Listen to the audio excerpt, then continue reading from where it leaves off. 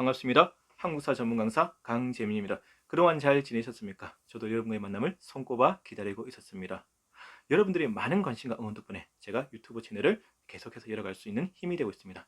앞으로도 많은 관심과 응원을 부탁드리겠습니다. 저 역시 초심을 잡고 끝까지 순수한 일조로 최선을 다하도록 하겠습니다. 자, 오늘은 드디어 12번째 강의를 맞이하게 되었습니다. 오늘 강의 주제는 바로 저번에 말씀드렸던 한 9년, 한 사군 중에서 가장 강력했고 가장 오랫동안 지속되던 바로 낙랑군의 위치 문제에 대해서 한번 짚어드릴까 합니다.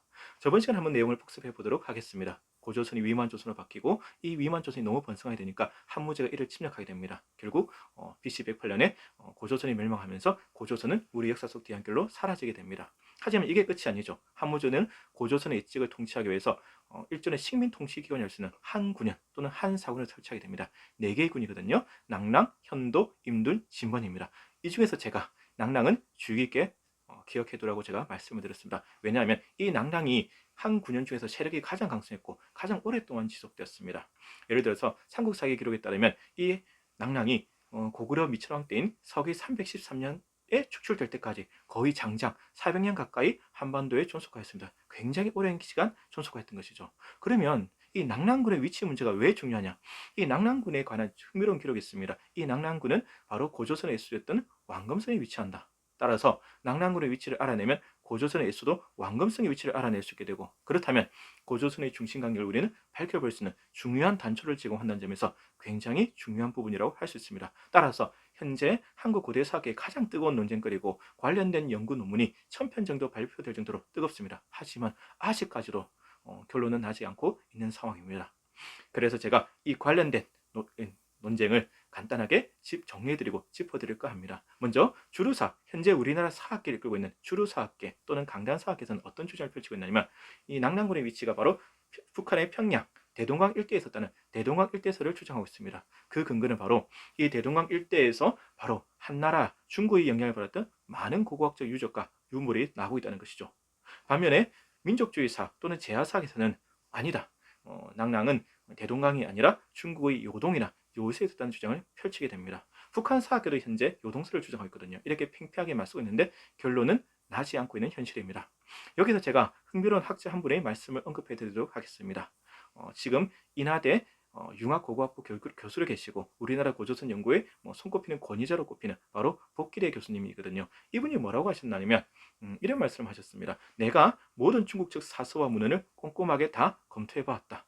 그랬더니 중국 측 문헌의 70%가 바로 요동과 요서를 가리키고 있다. 이것만큼 명확한 증거는 없다는 것입니다.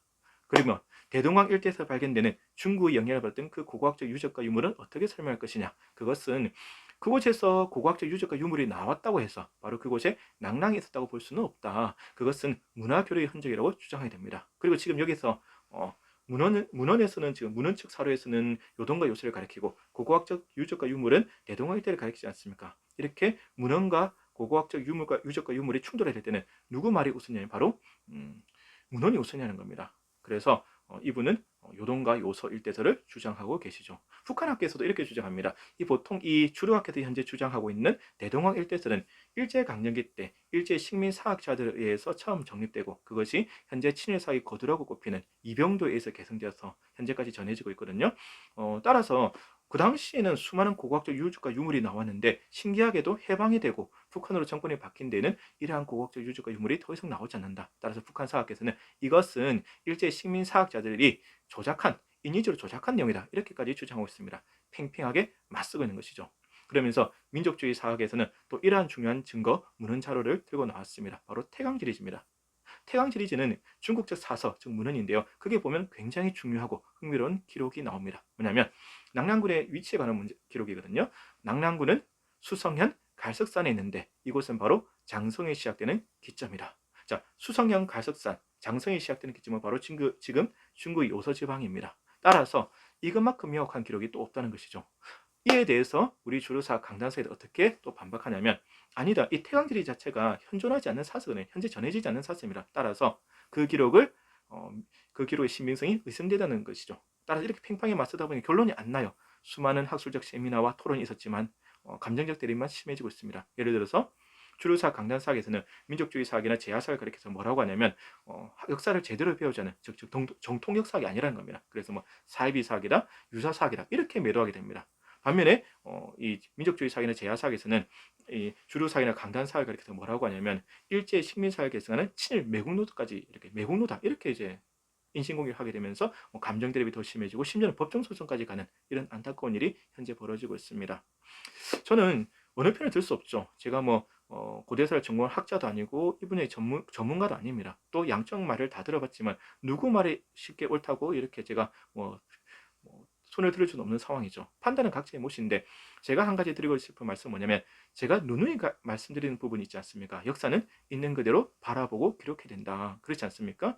그리고 역사는 항상 객관적이고 냉철하게 중립적으로 바라보려는 노력이 필요하다는 것입니다. 그리고 나의 생각만 옳다는 그런 독선과 아집을 버려야 된다. 지금 이게 너무 심해요. 무조건 내 말만 옳은 겁니다. 상대방의 이야기는 듣지 않아요. 상대방은 무조건 매도하기 바쁩니다. 따라서 우리가 지금도 뭐 일부 민족주의 사학에서는 우리의 역사가 뭐 엄청나게 넓었다, 중국까지 갔었다, 뭐 이런 주장을 펼치는데 물론 뭐 그게 무조건 틀렸다 할 수는 없죠. 하지만 아직까지는 학문적 근거가 부족한 입장에서 무조건 내 말만 옳다는 생각은 지양해야 될 부분이다. 그래서 우리 학계가 앞으로는 서로 열린 마음을 갖고 서로의 얘기를 경청하면서 건설적인 학술적 토론을 통해서 합의점을 찾아가는 그러한 노력이 필요하지 않을까라는 생각을 개인적으로 해보고 또 당부드리고자 합니다. 자, 오늘 강의 듣고 여러분들은 어떤 생각이 드셨습니까?